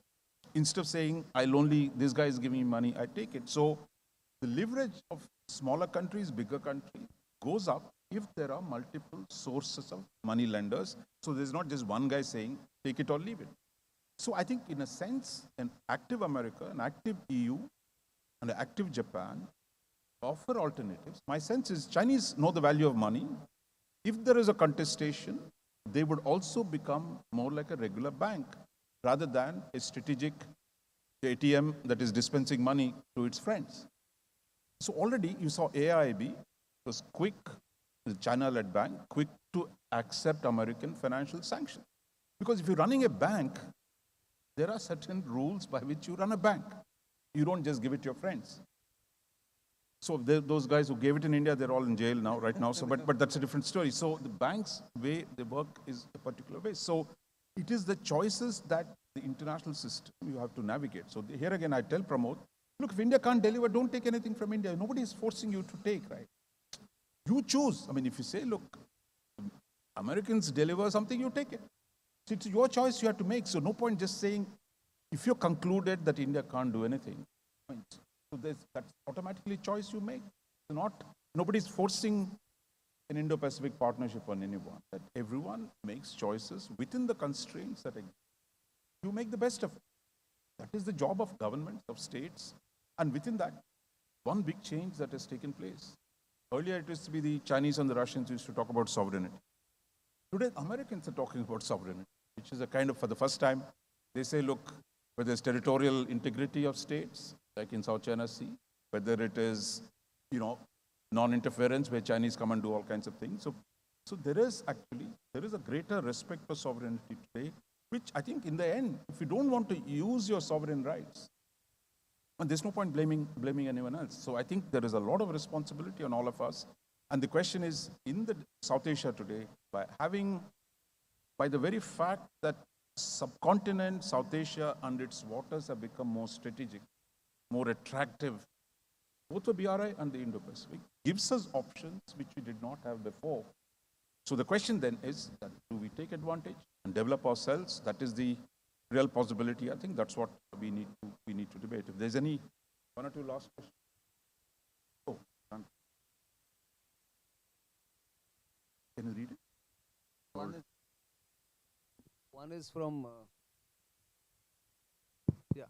is from Brigadier Ranjan Vijay Dasa from NDC, Sri Lanka. He says, many believe that the hidden agenda behind the Indo-Pacific initiative to contain China and counter Belt and Road initiatives. What are your comments on that? That's one. Second is from Dhruva Podial. I don't know where he is from. I'm guessing he's from Nepal. Can it be possible to develop a common forum that embodies both China and USA together with all stakeholders in the Indo-Pacific region to develop a common understanding for building more integrated, resilient, inclusive, and well-versed strategic region and safeguard mutual interest? Thank you. Those are two questions. Secret agenda, the common forum. So anybody you want to respond? Khan sir? You see, the India and China for 2,500 years were very close friends. So much of cultural, religious, economic ties. Only after 62 border war, these two countries have clashed. We must also look at the horizon where one day India and China will work very closely with each other. I don't think that this friction and this challenge will continue. As the world changes, these two great powers will again come together. So I think the question posed by our second colleague may become a reality. We should always keep our doors open. In the game of politics, there are no permanent friends, only interests. That is what he reflects. Just a couple of points, regarding the captain's question, telling no. Of course, if you look at the overall multilateral system. Every country has their own bilateral engagement process. But what is main concern is not that what kind of policies we are pursuing, what kind of language we use. Even if you look at the Indo-Pacific strategy, the countries which are like-minded, I mean, you can always interpret it by saying those who are not like-minded are the others. So it is pretty much coming back to the old pendulum swing, which is essentially us versus them. Now, these are the things that has to be taken into serious consideration when Washington and others, they do policies. And the last point is, even if you look at the ASEAN system, I mean, there is a lot of changes going on. Now, again, a lot of questions are now being asked by the ASEAN countries about Myanmar, military junta. And then, even if you look at Bangladesh, has never ever opened a fire or a bullet or any kind of escalation despite having a serious problem diplomatically. And the last important point we have to also, I would like to bring Raja Mohan here. I mean, look at this openness, and this openness can only be ensured by focusing on the right agenda that the nation needs. For us, it's economy, and I believe the whole idea that everybody was talking about for India is also economic. So we should look everything towards through the prism of market and the development, and then automatically defense will fall in. Thank you. We almost come to the end of the time, so maybe we'll wrap up if there are no other questions. But there was one thought. Look, 99.99% of the time, there are no secrets in what the government say. What is there is what you see. Look, you know how much money Chinese have invested in BRI. You have specific examples of the projects they've implemented, how they've been implemented, what are the costs or benefits. So this is not a secret. Similarly for Indo-Pacific, if you think Americans can keep a secret, I mean, you know, so he's a journalist, I mean, he knows how much gets leaked all the time. Plus you have the Congress constantly reviewing, you have hundreds of subcommittees. So I think this idea, I think it's a part of the South Asian tradition, you know, constantly look for conspiracy. That look, you don't have to accept the Indo-Pacific if you think that is about China. I think we should not, you know, exhaust our energies in constantly thinking, what is the other guy? Has he got a secret? You deal with it. If it suits you, you engage, you borrow money if you want to. Rather, if you don't want to, nobody can force you. Like Sri Lanka, nobody could force Sri Lanka to take the $500 million which came. But Nepal today has decided to take it for whatever reasons. So I think here, the choice again, I think, is about sovereignty, is about making judgments of where the world is. And within that, you make decisions, because nobody is completely autonomous. All of us operate under constraints. Within that, what are the benefits, what are the problems, and within that, what are the choices you make? Can we all set up a joint forum? I thought there's something called the World Bank. There's something called the IMF, where China is a leading shareholder. The Chinese shares are going to go up, because the economy is bigger. There are ADB, there are a whole lot of AIIB is another multi. So there's no shortage of multilateral institutions to deal with the problem of development. It's again the question of sovereign choices we make. That is particularly in South Asia, where we are late entrants to development. We've delayed our developmental strategies. And today, I think the world offers a lot more opportunity. One, because of our location. Two, because there is growth in some areas. And the potential of South Asia for global economy is now recognized. For example, on climate change, where a negative example, if India keeps burning coal, that will have one effect on the world. So the world says, look, we'll help you move towards a green transition. That's why in Sri Lanka now suddenly thermal projects are giving place to solar, whatever it is. So I think it is finally about us. If the US comes up and say, this is our plan, this much money we have, you say, look, how much I can tap into it. And if the Chinese come to you and say, this is our assistance, we take advantage of it. The Japanese.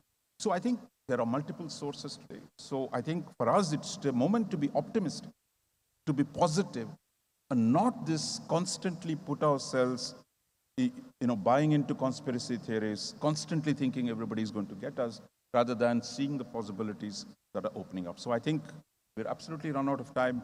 So please join me in thanking our 5 speakers who really done a wonderful job, raised a number of new issues, clarified a lot of questions. So please join us in, let's put hands together for the panel.